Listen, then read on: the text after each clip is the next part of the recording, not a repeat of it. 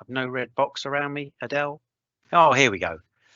Excellent. Okay, here we are, folks. Welcome back to the final presentation of the day. Now, screen time of all varieties will have increased over the last 14 months or so, not just at work, but with the numerous box sets that have been devoured on Netflix, Teams meetings, Zoom calls, and then the weekend crammed full of quizzes with friends or everyone crammed around an iPad speaking to loved ones. Don't even start me on how you get children off Fortnite. Dhruvin, I might ask you about that in a minute. That's a separate situation, though. If that's the case, I'm sure you'll be very interested in our final speaker today. Dhruvin Patel from Ocushield is going to speak to us from a well-being perspective on how to beat Zoom fatigue, how to have fresher feeling eyes, and improving sleep time after screen time. I will be listening with great interest, Dhruvin, and then passing on notes to my two children as well. So thank you very much for being part of today. I'll hand over to you and we'll take the questions as we have in the afternoon after your presentation. Thanks so much for passing over to me, Jamie. I'm just going to bring up the presentation here. I believe you can all see that now, but yeah, thank you so much, Posturite, for having me. I'm excited to be speaking to you all that are attending today. Today's presentation is going to be on how to beat the dreaded Zoom fatigue and how does blue light contribute towards this. The presentation is going to be roughly 15 to 20 minutes. I've tried to keep it snappy, short, with insights and actions which you can take away and hopefully use. And there will be some question and answer following this, so do keep your questions and send them across to the team, I believe, via chat. But yeah, without further ado, let's crack on and get started. So a bit of background about myself to give you a bit of context. So my name is Dhruvin Patel. I'm a qualified optometrist with over 5 years clinical practice, working with the likes of Boots, Vision Express, Specsavers. When I was actually studying for my undergraduate degree, I researched something known as how does blue light affect the eye's physiology and circadian rhythms.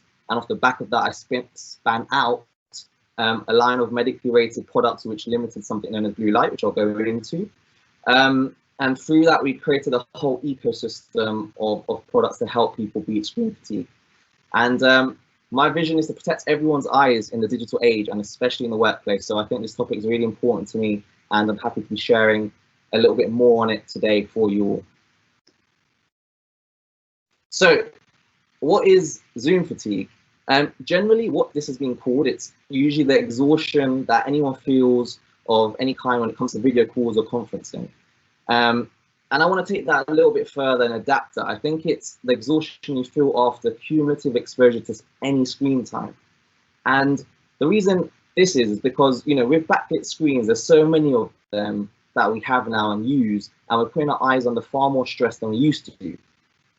And I think just recently, Bloomberg actually released the hours that we're spending on screens during the pandemic. It increased by 2.5 hours from 8 hours a day to 11.5 hours a day of screen time overall, whether it's through work or recreational use, you know, scrolling through Instagram in the evening, anything like that. It's a massive 11.5 hours. So we know this is a big aspect to our lives, and already many research studies have shown something known as blue light, which is emitted from the screens, can affect our eyes, sleep, and wider health. And it's contributing towards this Zoom fatigue phenomenon, which we're currently experiencing.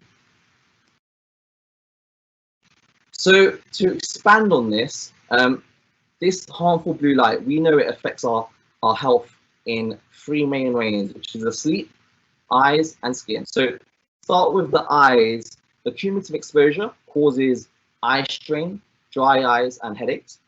We also know in the long term that the cumulative exposure can actually contribute towards something known as macular degeneration, which is going to be the biggest cause of blindness by 2050. So that does sound quite scary, but don't worry, I will elaborate on that in a moment. Third is the sleep side of things. We know the blue light that if we're exposed to screens in the evening, it's going to make it harder for us to fall asleep and also have a restful sleep. And recently, what Unilever actually released was 30 hours of screen time results in an increase of skin inflammation of 40%, which can also cause reduction of elasticity on our skin. and also contribute towards early aging. So this is obviously sounding, I'm sure, very scary and worrisome. So let's break down blue light for you and how light from screens, what is causing this blue light issue. So to discuss a little bit about how artificial light is created from the screens we use, here you have 3 diagrams. Now, manufacturers of screens, they use different methods to generate white light, the light we see. Now, we don't need to be seeing the harmful blue light to actually know it's there, because what happens is 99% of screen manufacturers use the left-hand diagram, my left hand, I hope it's the left on your side, but the blue or UV LED phosphor converting method, where they actually convert blue phosphors into the white light we see. This is what the majority of manufacturers use, and this is important because when we have this type of screens which are being made, you actually have a spike in blue light, which you may not have with the other methods, which are color mixed LEDs and a hybrid method LEDs, as you can see from the visuals. Now, why is this important? Well, if we look at a spectrum of light, we've got, a lot of you may know, UV light is on the left-hand side, which is 0 to 400 nanometers. If you've ever picked up sunglasses, they have a sticker on them, which is UV 400, which means they're doing the job of limiting UV light. Now, harmful blue light comes right into the visible spectrum of light, which sits between 300 and 730 nanometers.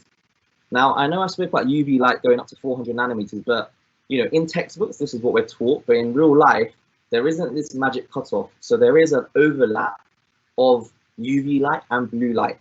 Now, what we're focused on here is the blue light, which sits between 380 to 500 nanometers of light.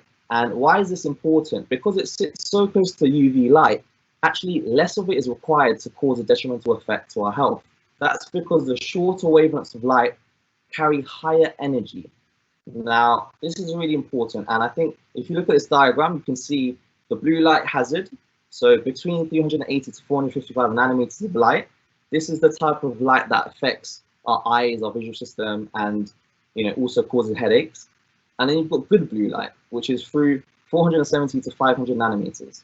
Now, the reason it's called good blue light is, if anyone here has suffered from seasonal affective disorder or depression, they'll know that they've been recommended to have daylight in the mornings, because in the winter, because we have long winters in the UK, a lot of people suffer from this, but they don't get natural daylight.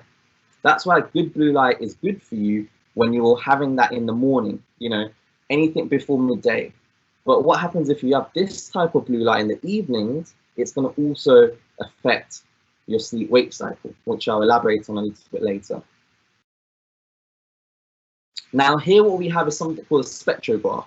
Now, this was a spectrograph which was taken from an apparatus called a spectrometer. And what that does, it measures the type of light that's being emitted from the screen. So here we've taken an iPad, and what we've taken is the amount of light that's being emitted from that screen. And as you can see here, across the color spectrum, more than anything, there's a huge spike in blue light. It's at least 40 to 45% higher than the nearest type of or color of light, which is the green light. Now, as I mentioned before, blue light is a shorter wavelength of light, and less of it is required to cause any of its detrimental effects. Now, if we combine that with a spike of blue light, as we're seeing here with backlit screens, it's going to be causing problems, and that's what it's doing at the moment. So you're probably asking, how's this blue light affecting our eyes? Well, we know the terms visual fatigue and digital eye strain are also commonly used for the condition of computer vision syndrome. Now, we know computer vision syndrome is the #1 occupational hazard of the 21st century, especially in the workplace, because this is what we're doing. We're using screens to work. And how it affects our eyes, it affects it in 2 ways. First is external, which means you're feeling the symptoms on your eyes. So you're getting dry eye, irritation, burning, or you're kind of rubbing them because of these external symptoms. And this also then leads into the internal symptoms, which you also have separately the eye strain, the aches behind the eyes, and that then leads to the visual stress and headaches. Now, how do we know that blue light is contributing towards these symptoms? Well, there was a research study done, and there's lots of research studies actually, and what they look at is something known as critical flicker fusion frequency. Now, what this is the metric that allows people to distinguish a flickering light from a non-flickering light. Now, in a normal pair of eyes, when they're not fatigued, you should be able to distinguish a flickering light from a non-flickering light approximately 20 times in a minute. But what happens when you're looking at screens, this reduces to maybe 2 to 4 times in a minute. So the ability to do that is reduced. Now, researchers at the College of Optometry at University of Missouri in St. Louis in 2017 researched this exact topic, and they found that by limiting blue light, they could actually increase the ability of people's ability to distinguish the flickering light from non-flickering light back to the normal standards of about 20 times in a minute.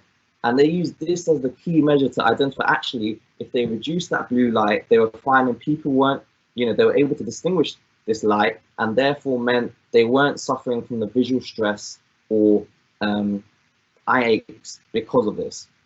So this was a really eye-opening, no pun intended, research study that happened in 2017, and since that's happened, there's been lots more studies which have reinforced this, which is important to know. Now, sleep. Sleep is also affected by blue light, and why is this? So as I mentioned when we kicked off the presentation, good blue light is useful during the mornings. But what happens when we're taking the form of the sun, artificial light, into our hands in the evening, so when the sun sets, you're telling your body that it's the daytime, because what happens is that artificial light is suppressing something known as melatonin. Now, melatonin is what tells the body it's ready for bedtime. And if you don't have enough of the melatonin in your body stays awake, and it's not in the right mood to get to sleep. And also, if you don't have enough melatonin in your body, when you eventually do somehow get to sleep, you're not going to have a restful sleep, because you're going to be sitting between rapid eye movement and deep sleep, and you're not going to actually be having a well-rested sleep. So I think what really explains this really well is the diagram on the bottom right. Excuse me if it's a little bit pixelated, because it is on my screen, but what you're generally seeing there is melatonin being released in the evenings when it's the nighttime, which it should be. But if you're using screens, you're affecting and delaying that process, because the eye tells the body that it's the daytime when you're looking at screens. So a good rule of thumb for me is I say any screen time after the sunset will disturb your natural sleep process. Now, this differs for everyone. Everyone is sensitive to blue light and anything else in their own way. So this is a great rule of thumb, but use it and find out what is best for your body. Some people can go right up to 1 or 2 hours of screen time before bed and not have a problem. Others may be affected a lot earlier. And just on that last point there, actually 200,000 plus working days are lost in the UK every year due to insufficient sleep. So if you can actually, help your sleep through this rule of thumb, then, I guess for yourselves, it's really important, or employees, to, become more productive and get more time working on what's important at work. Now, what can be done? So first of all, easy but important tips. So first of all, eye examinations are really important. Now, if you're anything like the average consumer or patient, you don't usually get anything done until there's a problem. And eyes are one of those things which are the last on the list. There was a research study that said, which of the senses would people like to lose the most, or wouldn't like to lose the most? And they said the eyes. But matter of fact, no one looks after their eyes until there's an issue. Now, an eye exam should be done every 2 years, every 1 year if you're in a risk group of any issues like glaucoma, or if you've been advised otherwise. But do have an eye exam, because you may not be able to visually see there's an issue with how well you can see, or there may be some underlying issues which are causing an extra stress to your visual system when you're looking at screens, which is resulting in tiredness during the day or earlier than you would if you had, glasses if you need them. So I'd always recommend get eye examination first. Secondly, what you can be doing is reducing the brightness of your screen. Now, simply, if you reduce the brightness of your screen, you're reducing the intensity of the light that's coming from your screen. Therefore, you reduce the amount of blue light that's coming out from your screens. Now, this is something that can be simply done. Obviously, reduce it so you can still see what's on the screen, but it's a quick win if it's something that you want to try. And if you do start seeing that, oh, it actually helps you, then again, it's a sign or a pointer that blue light might be affecting your visual system. Thirdly, working distance. Now, the closer something is to your eyes, the more your eyes have to work. So if everyone can get their finger and put it in front of them, and what I want you to do, put it at arm's length, what I want you to do is just bring it towards your nose, ever so slowly, and keep focusing on the tip of your finger. Now, what you will notice is your eyes go cross-eyed when they get to the nose, for most of us. And what's happening here is your eyes converge, and they use something called accommodation. Now, the more things are closer towards our eyes, the more they're working this accommodative power. And it's like if you go to the gym, you have regular breaks when you go to the gym because you're activating muscles. The same way here, when you're converging, you're actually using your extraocular muscles in the eyes. Therefore, you do need to have a break from them, and pushing things further away, maybe at arm's length, is a good point to start. That will help reduce the stress on your eyes. And this leads nicely into the last point here, the 20-20-20 rule. This is all about every 20 minutes having a break of at least 20 seconds by looking 20 feet away. That means out the window, down the corridor, or at one of your colleagues across the room. And this will just refresh your visual system to allow it to then carry on after the 20-second break. And this can be hard. Same for me, when I'm working on screen, 20 minutes can go like that. So what you want to do is maybe set up alarms, and you can adjust it to doing it every 45 minutes, for example, if 20 minutes is too quick because maybe you're in flow state and you like to work hard and push through it. But I'd try this out and see how you get on with that. Now, in terms of limiting blue light exposure, you can use software solutions that are out there. So on Apple devices, there's software called Night Shift. If you're on MacBooks or Microsoft Surfaces or any other devices, there's also blue light apps that you can download, or they may be inbuilt. Now, this software was built, as the name says, for Apple devices for the nighttime, because this automatically turns on in the evening. And what happens is the screen turns very orange. And when it comes to healthcare, compliance is really important. If we create an amazing solution, but no one uses it, then it's redundant. And this is what we're seeing with software. Because of this orange, ugly tinge, no one really likes to use it because they're not going to watch a movie on Netflix when everything is orange, or they won't scroll through Instagram looking at pictures and everything's an ugly orange tinge. So this is actually one of those issues that stop people from using software. But secondly, they don't also think about using this during the day. Now, again, using it during the day comes with the same problems. You have the orange tinge, you don't want to send an email or look at spreadsheets with everything, in a different color. But if you don't mind it, use it and leave it on 24/7. You can also use physical filters. So what I've been working on in the last 7 years is the medically rated products that we developed at Ocushield, and they effectively filter out the spike in blue light without changing the colors on your screen. Therefore, the problem I mentioned before about not being able to use the software because your screens are orange, you don't get that with Ocushield. And this is what we're really proud that we've actually had this classified as a medical device, because the MHRA are there to make sure products do what they say and are safe for the market. And we do this for smartphones, tablets, laptops, and monitors. And this is a great way to reduce the amount of blue light coming out from screens. You can also have this technology in the form of glasses. Now, Ocushield, we also do glasses where if you don't need a prescription, you can pop them on and also limit the blue light. Now, you might be asking, what's better, a filter or glasses? Well, glasses are great because they also can be worn to limit blue light exposure, which is emitted from lighting around us, which is actually the next in the next slide. But lighting around us in the office or a home, dependent on what type of light it is, also emits blue light.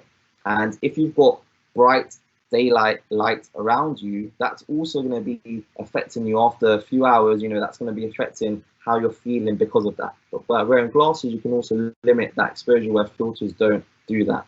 But what I would say is, if you've never worn glasses before, having glasses on, usually after a few hours, it can feel like something's on your head and you want to take them off. So people do like just having physical filters on their screens instead.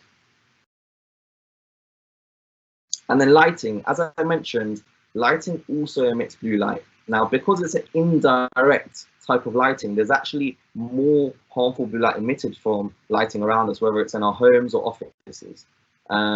But just because we don't look directly into the lights doesn't mean it's not impacting us if we're sitting on those lights for a few hours.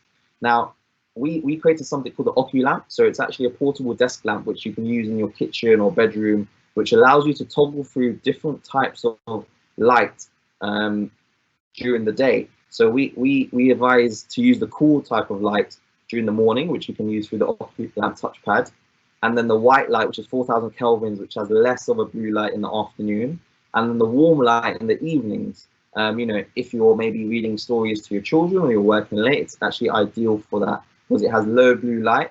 It's a flicker-free lamp, which means there's no, you know, some of you may know, but actually some screens or lights flicker incredibly a lot, but eyes can't pick it up because it doesn't have the ability to do so because they're flickering at such a high speed. But yeah, this is also something important to consider. And just to reinforce the problem of blue light and also what we've done at Ocushield, this has been a massive growing concern in the last few years, and especially in the pandemic. It's been picked up by loads of publications. So I would advocate anyone that is now aware of it to, you know, learn a little bit more if I've not answered any questions, or, you know, ask the questions that in a moment once I wrap this up. But it is something that is becoming more front of mind, and actually here at Ocushield, we're lobbying with the DSC to make it something that should be included within the health and safety guidelines. So to conclude, blue light and the association that it has on your health is here to stay. And I think the short and long-term impact of blue light is large and a growing concern, especially during this pandemic period, where we are working from home and facing new problems which have been labeled such as Zoom fatigue. So I think, yeah, look out for how you can limit blue light. And if anyone does have any further questions post this presentation, my details are here. And if anyone's interested in any of the products, you can find more at our website or just contact Posturite and they can advise you as best as possible. But yeah, if there's any questions now from any of you that have attended, please fire away. We have got some questions. Yeah, we have got some questions for you, sir. Here's the first one. Do most mobile phones have blue light? How would I differentiate eye damage from a screen or home use of a mobile phone? So firstly, yes, most mobile phones do have some sort of software. So on Apple, it's called Night Shift. On Android, actually, if you pull it down, it's just, I think there's an eye there and you press blue light filter. And the second question, Jamie, sorry, what was the second question? Second one was, how would I differentiate eye damage from a screen or home use of a mobile phone? So I think that's probably between how much they're using their phone at home, you know, whether that's Instagram or scrolling through, and maybe what the work time, which is more going to be a screen or a laptop. Yeah, it's a really good question. I think when it comes to things like this is to keep a diary and note during the day how many hours you're using for these different devices at different distances, and then note when you're feeling the symptoms. But there is a caveat to that, because if you're using a monitor for, let's say, 6 or 7 hours and you don't feel a problem, but then you pick up your smartphone and you then start, you know, after 1 or 2 hours feel a problem, it may not just be directly the smartphone. It may be the cumulative effect of blue light and the stress that you've had through the day. So it's also important to remember that. Okay. Another question here. Is there an alternative to Night Shift for Microsoft laptops? Yes, there is. So on Microsoft, you can actually find the software. It might be pre-installed, or if you can't, if there's not, there's actually an application called Flux. So if you Google it, Flux, and that's a downloadable software that I've used before as well. which you can install on your device and use it. So I'd advise looking at and finding that. Okay, here's one from your optometry days, maybe. You talked about the 20-20-20 rule, which is a great one for everyone to think about. But when we say about looking into the distance, what is that actually doing to your eyes? Someone's asked. Yeah, so what that's doing is, where I spoke about the eyes converging and the exercise of looking at the tip of your finger to your nose, your eyes have been so focused on looking at something at a near point that when they then look further away, they actually move. Instead of looking at a point, the eyes then diverge instead, and the muscles aren't activated as much as they are when you're looking at and converging at something near to you. So simply, you're just resting those muscles and the visual system when you're looking away. So it's kind of like a reset button on your visual system. Okay, brilliant. Can blue light contribute towards migraines? Migraines, however you say that word. Yeah, so migraines are they are close to headaches, closely collaborative. Well, they don't collaborate, but they're closely linked, sorry, to headaches. And with migraines, you also get more of a visual symptom, which can be light or movement in your vision. And you can get migraines from blue light, again, because what happens with blue light is that cumulative exposure causes that visual stress, which then can lead to headaches and migraines. And there's also something called visual snow, which some people actually experience when you look at when you turn on your TV and you get static. That's the phenomenon of actually visual snow. And some people have been shown through research that actually, by limiting blue light, they actually stop having that visual snow element, which is closely linked to migraines as well. Okay, thank you. And here's another one on sort of from a health side. My eyes feel dry when I'm at the screen or in the evening after work. What could be contributing to that? Yeah, so dry eyes is a really broad kind of eye problem or disease. But what I would say is something that we almost don't focus on is the environment that we're working at screens with. Is, is there any air conditioning on? I mean, probably not in the UK because our weather is so rubbish. But looking at heating, we also have heating on, which can contribute to evaporating your tears in the eye. So your tears have a lubricating factor, which retain your tears. Now, if they're evaporating too fast, you're gonna suffer from dry eyes, which makes you start blinking more, you start getting irritated and find it really difficult. So look at your environment, make sure there's no blowing air around you, there's not too much heating, and then also make sure you get your omega-3s in, because your eyes stay lubricated due to oils. Therefore, get your omega-3s in, and that will help with getting that oil onto the eye. And you can also encourage it by lid massage, which is, you can do this just by pressing your finger from the bottom towards your eyes on the bottom eyelid, and then the top just by pushing it down like that. And that's called lid massage, and it encourages the oils onto your eyes, which stops dry eye. Okay, here's one controversial. This one will be for you, Dhruvin. So we shouldn't watch TV or look at our phones after sunset. So yeah, it is a typical kind of weighing up challenge here. Is what do you do, right? And I think for me, it's all about enabling you to live a healthier life with technology. Now, you can do that rule of thumb if you really want to, but if you're someone that enjoys your technology, then try to amend the way you're looking at technology and the hours, and just try to find something that suits within your schedule. But I'd say, again, everyone's different, so if you can get up to when you're about to go to bed, if you can stop using screens or limit them 1 to 2 hours before, and you're still not affected by it, then do that instead of obviously stopping watching TV or screens in the evening at 6 p.m. I'll be playing this back to my kids, Dhruvin, don't you worry. Well, finally on that, Jamie, actually, just on kids, children's eyes don't develop fully until their teenage years. So there's something called the lens in the eye, which a lot of people get cataracts in their later years. But it doesn't develop until their teenage years. So actually, their eyes are more susceptible to any UV light from the sun or blue light from screens more so, almost double than adults because their lens hasn't developed. And what's interesting for us in the last 12 months is kids have been given iPads now to learn from, and that's become such a big part of it. But I'd say, yeah, be conscious of that. And also, yeah, for children, you know, devices are only 1 or 2 decades old. So, you know, the research on what can happen to eyes is still developing, and there's lots of positive studies pointing to the damage. So, you know, use that and be conscious of that, especially for children. That's really good advice. Thank you for that. Are some people more sensitive to blue light than others?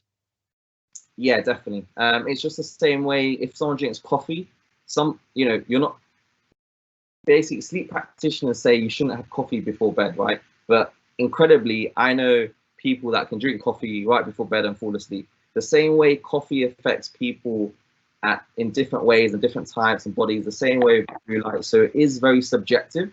So it's up to you to see how, if you can, to see how that impact is. And, you know, the best way to do it is just limit the blue light exposure, and then you'll know if it's having a positive impact for you or a negative one in this case. Okay. Is the Ocushield for glasses generally available through high street opticians?